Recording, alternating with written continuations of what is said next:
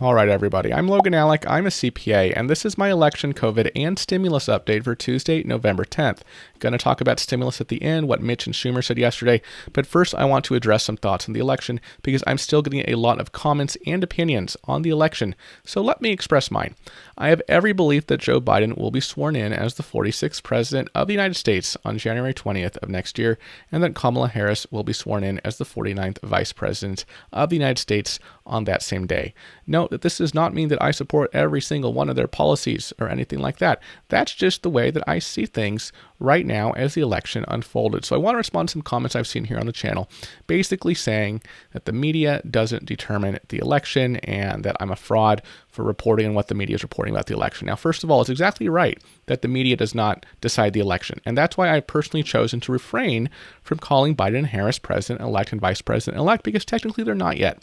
Next steps are for secretaries of state and or some election official at the state level to certify the election. And then the Electoral College votes on December 14th, and we're not done yet. Once the Electoral College votes, the House of Representatives votes to certify the results of the presidential election, and then Joe Biden and Kamala Harris will, in the full sense of the term, be president-elect and vice president-elect at that point. However, the media, and specifically the Associated Press, as we all know, has already called this election, as it has done in every presidential election since the 16th presidential election, which Zachary Taylor won in 1848.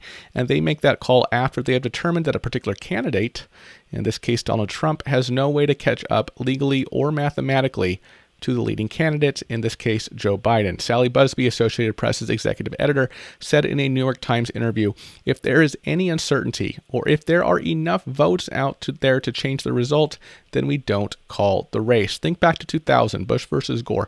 Did the Associated Press call the election on election night? No, they didn't.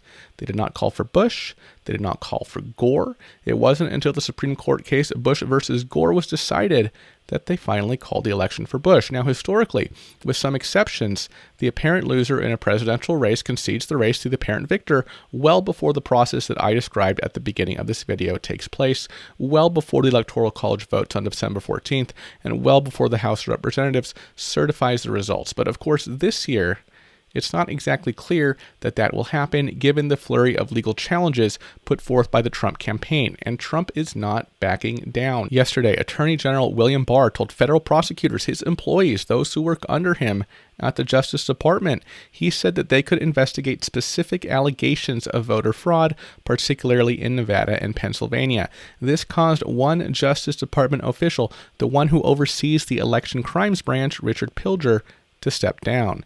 And of Trump's 12-ish legal challenges that have been filed so far in various states, none appear to be going anywhere fast, much less able to challenge the results of this election. Nevertheless, most Republican politicians, at least at the federal level, are falling in line here with the Trump re-election camp. And while I doubt that many of them actually believe that Trump could mount a successful challenge here to win re-election, these Republicans are supportive of his legal challenges, at least nominally. Yesterday, Mitch McConnell, who met with William Barr yesterday, said that Trump is 100% within his rights to continue these legal challenges. That's true.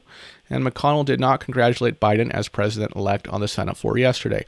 McConnell is joined by the top Republican in the House, Kevin McCarthy, as well as many other Republican members of Congress who are at least outwardly supportive of Trump's legal challenges to the election. Personally, my view here is that these guys, McConnell included, I think they acknowledge that perhaps some of the lawsuits might be valid. They might be legitimate things to look into. There might be some voter fraud here and there, but I think they also, in their heart of hearts, in Mitch's heart of hearts, he knows that these lawsuits are not going to materially affect the results of the election, but he's just outwardly supporting this effort as a nod to unity within the Republican Party.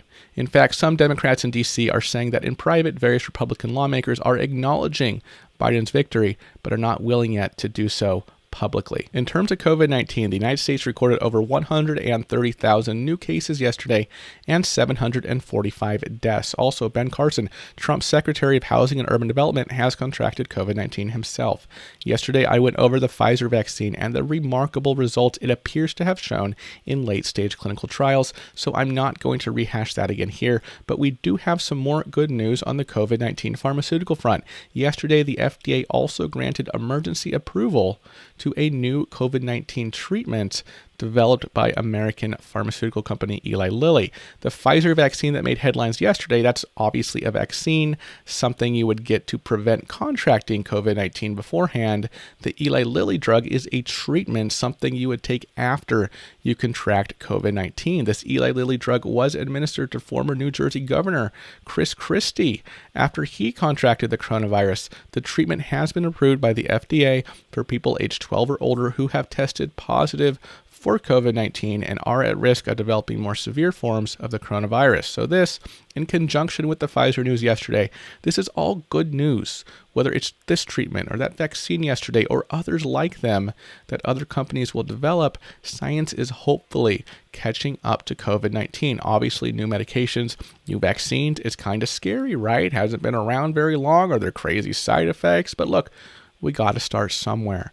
And when they start rolling these things out, especially that vaccine, to millions of people for free, we'll see what the side effects and effectiveness are on the population as a whole, won't we? All right, now into Congress and stimulus. Today, the Senate is electing their leaders, and no surprise to you, Mitch McConnell is running for Republican leader and Chuck Schumer for Democratic leader. And you won't be surprised when they are reelected today by the various senators in their respective caucuses. McConnell and Schumer did kind of trade barbs yesterday on the Senate floor, their first day back on the Senate floor, regarding lame duck stimulus. On the Senate floor yesterday, McConnell brought up good news after good news after good news as justification for skinny, or as he calls it, targeted stimulus. He brought up the Pfizer vaccine, which he called a huge testament to the ingenuity of the American private sector and their global partners. He kind of tried to sneak in some praise there, the Trump administration, in terms of deregulation, for indirectly opening the door for this vaccine. Again, he highlighted that lower than expected unemployment rates in last week's jobs report at 6.9%. He mentioned that back in the springtime, lots of economists thought that unemployment would be double digits at the end of the year, but the actual news is obviously much better. McConnell did acknowledge that cases are going up and we should still be wearing masks, but in light of all this, he stuck to his guns about a targeted relief package, saying that's exactly what we need right now, and that the Democrats need to put aside their all-or-nothing obstruction and let this targeted relief happen. Chuck Schumer, Senate Minority Leader, did not respond too kindly to McConnell's words. Here's what he said. This Republican majority has proposed totally inadequate solutions. As the disease surges across our country once again, there is no time for inadequate solutions. I hope, now that the election is behind us, our colleagues are ready to come together in a search for an adequate bipartisan solution rather than the partisan, stunt-voting legislating we've suffered for the past few months. McConnell and Schumer have completely opposite views of what's going on in our country right now. McConnell sees good things. He sees the glass half full and presses that as an argument for small stimulus. Schumer's more pessimistic. He focuses on the rising cases, and he says COVID-19 is now surging again across the country. And he called what Republicans want to do in wake of this with their targeted skinning legislation an inadequate solution and a partisan stunt. Y'all know how I feel about lame duck stimulus. Both sides saying we need it, but neither side willing to work with the other to actually get it done. And this played out, as it has many times before, yesterday on the Senate floor. Here's to hoping something changes in the minds of our leaders. But in any event, thank you so much for watching, and I'll see you in the next video. Bye-bye.